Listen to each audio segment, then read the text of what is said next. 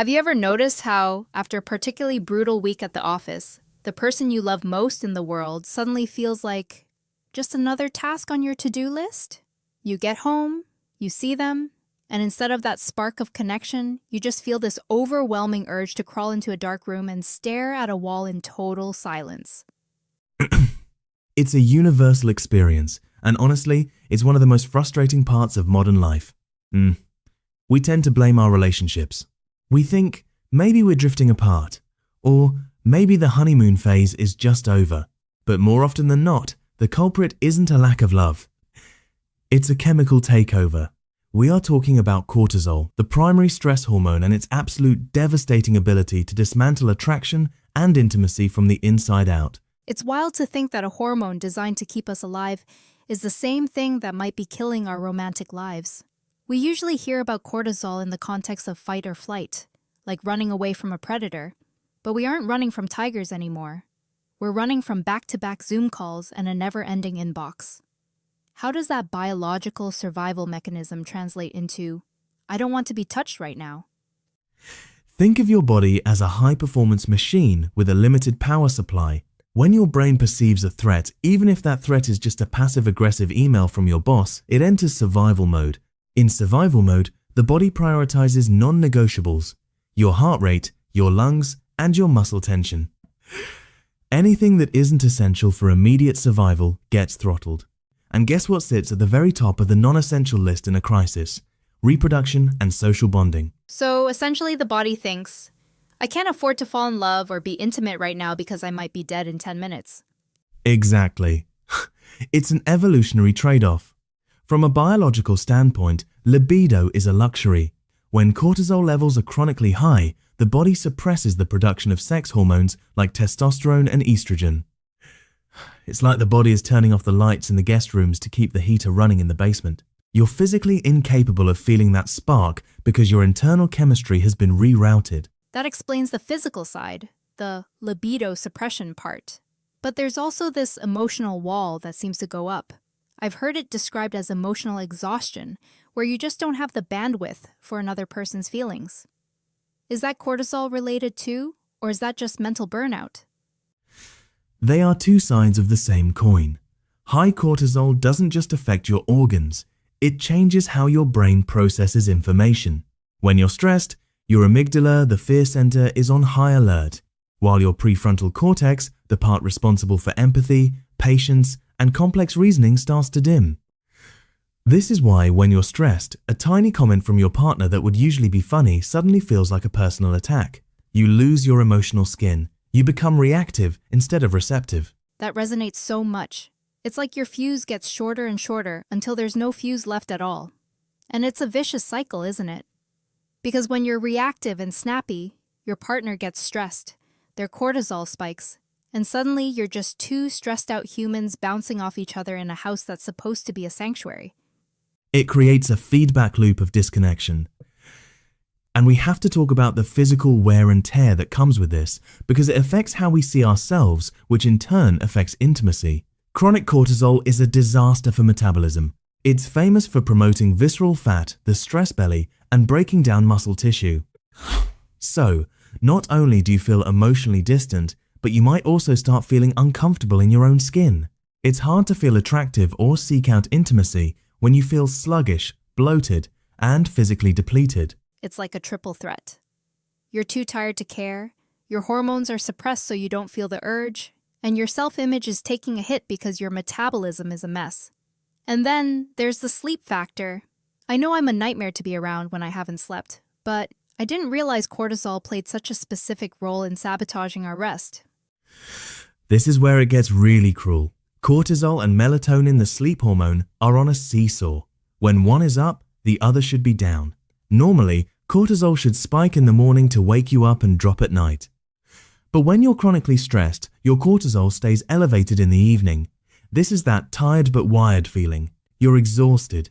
Your body is screaming for rest, but your brain is spinning at 100 miles an hour. And we know that sleep deprivation is basically a fast track to relationship conflict.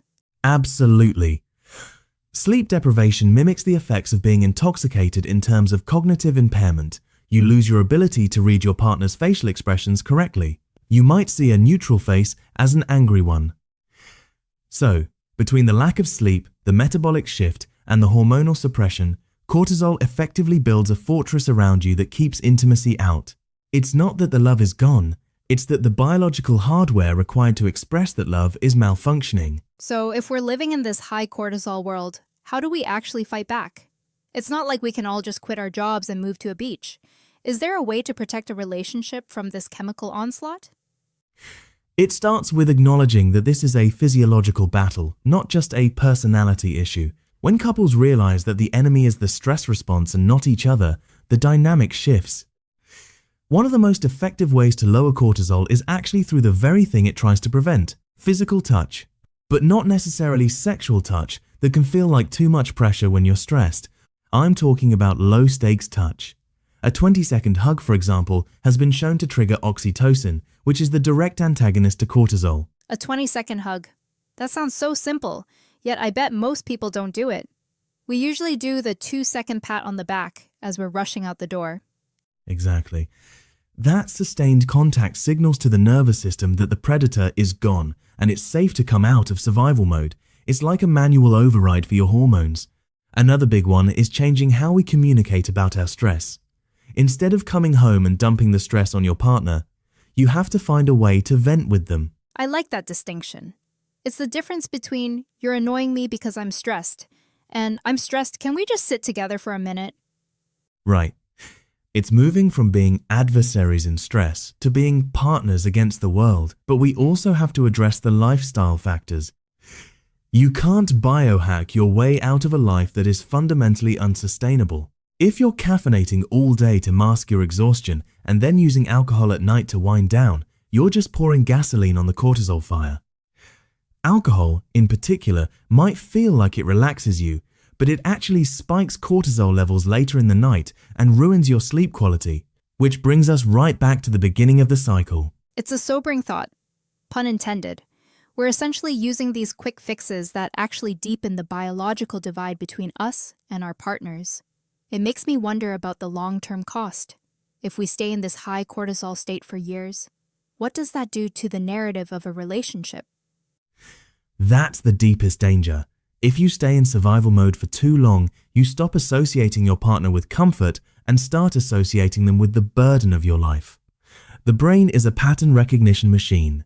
If every time you see your partner, you're in a state of high cortisol, your brain eventually links their face to that feeling of tension. You can actually condition yourself to feel stressed just by being near them, even if they aren't doing anything wrong. That is a terrifying prospect. It's like your body is accidentally gaslighting you into thinking your relationship is the problem, when the problem is actually your nervous system. It really is. And that's why de-stressing shouldn't be seen as a luxury or something you do for yourself alone. It's an act of service for your relationship. Taking that walk, turning off the phone at 8 p.m, prioritizing sleep, these aren't just self-care tropes. They are the essential maintenance required to keep your heart open and your body receptive to another person. It's a shift in perspective. We often think of romance as these big gestures, jewelry, vacations, fancy dinners. But what you're saying is that the most romantic thing you can do might just be managing your own stress levels so you can actually show up as a present, empathetic human being. Precisely. The most expensive dinner in the world won't matter if your brain is stuck in survival mode and you're physically incapable of feeling the connection. We have to give our bodies permission to stop surviving and start living again. It's about creating safety in the nervous system. When the body feels safe, the hormones follow. When the hormones follow, the attraction returns. It's almost a philosophical question at that point. Are we even ourselves when we're under that much stress? Or are we just a collection of survival reflexes? I think we're a diminished version of ourselves. We lose our humor, our creativity, and our capacity for deep intimacy. But the good news is that the body is incredibly resilient. The moment you start consistently lowering those cortisol spikes through better sleep, movement, and genuine connection, the social brain starts to come back online. You start to see the person across from you not as a co-manager of a stressful life, but as the person you fell in love with. That's a powerful thought to leave people with. It's not that the love has died. It's just buried under a mountain of biological static. If you can clear the static, the signal is still there. Exactly. It's about clearing the path. We spend so much time working on our communication skills or our date night ideas, but maybe we should start by working on our magnesium levels and our sleep hygiene. It's hard to have a heart-to-heart when your heart is beating at 100 beats per minute because of a deadline. So the next time you feel that urge to snap or withdraw, maybe take a breath and ask, is this my partner or is this just the cortisol talking? That question alone can save a lot of marriages. It's about giving yourself and your partner the grace to be human in a world that often demands we be machines. We aren't built for constant high alert. We're built for rhythm, the rhythm of work and rest, the rhythm of stress and recovery. If you lose the recovery, you lose the connection. I think that's a perfect place to wrap this up. It's a call to reclaim our biology for the sake of our hearts. It's not just about feeling better. It's about protecting the space between us and the people we care about.